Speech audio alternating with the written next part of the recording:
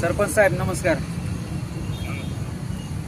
ते बिजुटाच्या आपले जे आदिवासी आहेत तर त्यांना मेंढ्या घालून नाही देत वाटतं फारिस्टामधून त्यांना त्या आदिवासींना मेंढ्या घेऊन जाऊ देत नाही वाटतं फारिस्टवाले.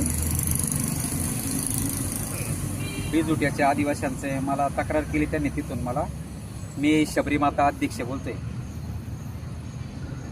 तर तेव्हा मग मला हे तुम्हाला विचारायचं होतं, वन समिती तुमच्या गावात आहे ना, ते अध्यक्ष कोण आहे त्याच्यावर?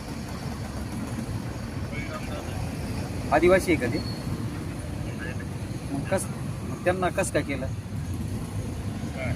आता वन समितीचा हक्क त्यांना अधिकार दिलेला आहे का? नाही, कमिटी जरी वन कमिटी असेल पण तेव्हा आदिवासींनाच हक्क अधिकार दिलेला आहे ना त्याचा, वन कमिटीचा अध्यक्ष होण्याचा.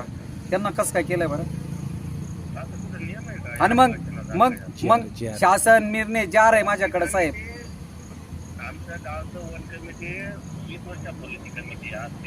असू दे ना, पण 50-40 वर्षापासून तेच विषय ना साहेब. राखीव जंगलचं पण आता त्यांच्या बी क्षेत्र असतील ना, पलीकडून काहीतरी शेती असतील का नाही? मग त्यांना तिथनं फॉरेस्टातून गेले का ते तिथून फोन जाता वाटतं वन विभागाच्या लोकांना. आता एक काम करतोय तुम्हाला सर्वांना, आता काय करूया, तुमचे वन विभागवाले तुम्ही सर्वांना मी नाशिकला कलेक्टर ऑफिसला बोलवतो गुरुवारी. आपण सर्व या, का की वन समितीची बी चौकशी करायची आता मला. ती जर आदिवासी त्याच्यावर नसेल तर वन समिती काय कामाची ती बरखास्त होऊन जाईल ना.